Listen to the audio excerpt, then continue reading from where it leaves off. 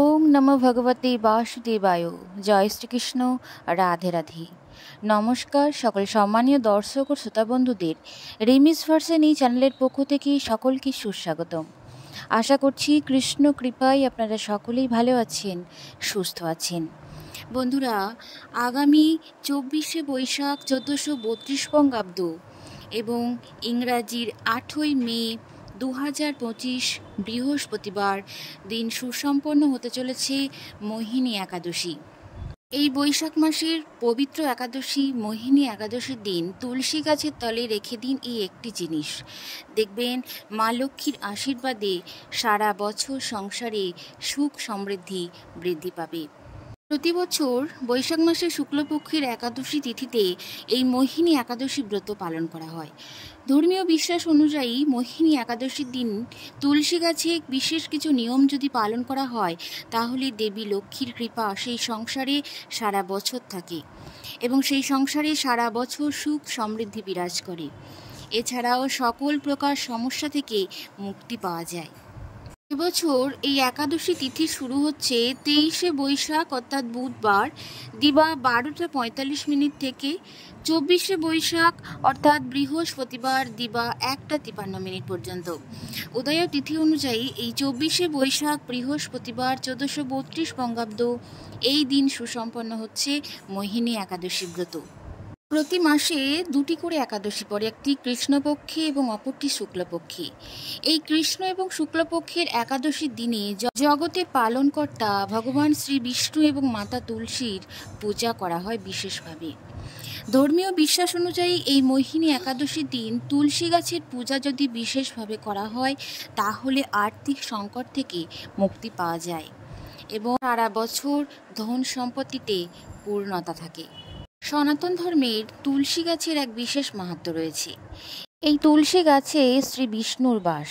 ধর্মীয় বিশ্বাস অনুযায়ী মাতা তুলসী এই একাদশী তিথিতে নির্জলা ব্রত পালন করেন এবং এই কারণের জন্য একাদশীর দিন তুলসী গাছে জল দেওয়া বা তুলসী পাতা ছেঁড়া বা তুলসী গাছে হাত দেওয়া কোনোটাই উচিত নয়, কারণ ওই দিন মাতা তুলসী শ্রী বিষ্ণুর জন্য উপবাস রাখেন। মনে করা হয় যে এই দিনে তুলসী গাছে জল দিলে মাতা তুলসীর উপবাস ভঙ্গ হয়, তাই এই দিনে ভুল করেও তুলসী গাছে জল দেবেন না।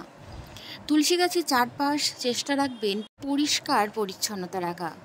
এই একাদশীর দিন পুজো করার সময় ভগবান বিষ্ণুকে অবশ্যই তুলসী পাতা নিবেদন করবেন, তবে অবশ্যই একাদশী শুরু হওয়ার আগে তুলসী পাতা তুলে রাখবেন।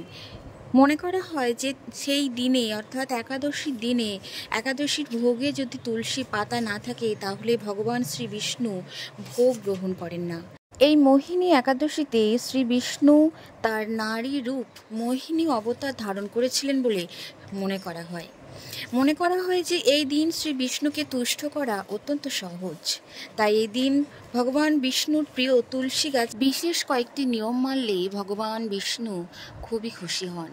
নাম্বার 1, মোহিনী একাদশীতে তুলসীর একটি মালা বানিয়ে শ্রী নারায়ণকে নিবেদন করুন।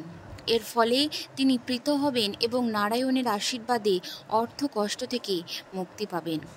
আপনি যদি অর্থ সংকটে ভোগেন তাহলে অবশ্যই এই মোহিনী একাদশীর দিন তুলসীর মালা ভগবান শ্রী বিষ্ণুকে নিবেদন করুন। নাম্বার 2, এই মোহিনী একাদশীতে তুলসীর মালা হাতে নিয়ে শ্রী নারায়ণের মন্ত্র জপ করবেন।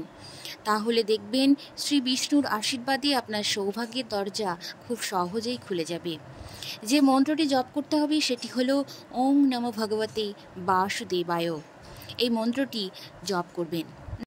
নাম্বার 3, এই মোহিনী একাদশীতে শ্রী নারায়ণকে তুলসী পাতা নিবেদন করুন। মনে করা হয় যে এই দিন তুলসী পাতা দিয়ে শ্রী নারায়ণের পূজা করলে সুখ সমৃদ্ধি সাফল্য লাভ করা যায়।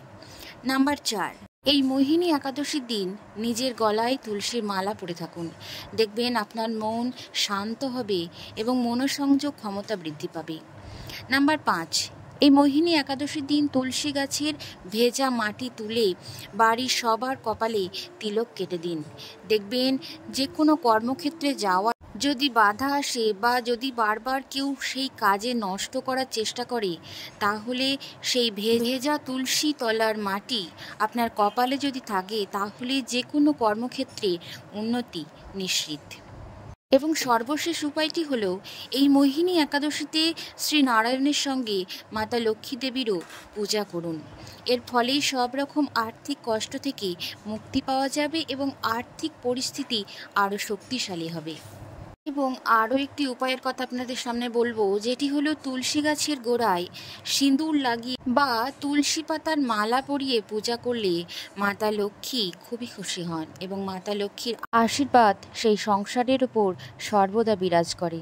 বন্ধুরা, এই উপায়গুলি এই মোহিনী একাদশীর দিন করে দেখুন, দেখবেন সারা বছর আপনার সংসারে অর্থকষ্ট দূর হবে এবং নেগেটিভ এনার্জি দূর হয়ে পজিটিভ এনার্জি প্রবেশ করবে। বন্ধুরা, আজকের পর্বটি এই পর্যন্ত ছিল। আশা করছি পর্বটি আপনাদের সমৃদ্ধ করে তুলেছে। ভিডিওটি ভালো লেগে থাকলে লাইক এবং কমেন্ট করতে ভুলবেন না এবং কমেন্টে অবশ্যই জয় মা লক্ষ্মী লিখে যাবেন। পরিবারের নতুন সদস্য হয়ে থাকলে চ্যানেলটি সাবস্ক্রাইব করে পাশে থাকবেন এবং অবশ্যই বেল বাটনটি প্রেস করে দেবেন। ধন্যবাদ সকলকে। সকলে ভালো থাকুন, সুস্থ থাকুন। ঈশ্বরের আশীর্বাদ আপনাদের সকলের উপর বর্ষিত হোক। হরে কৃষ্ণা, রাধে রাধে, জয় মা লক্ষ্মী।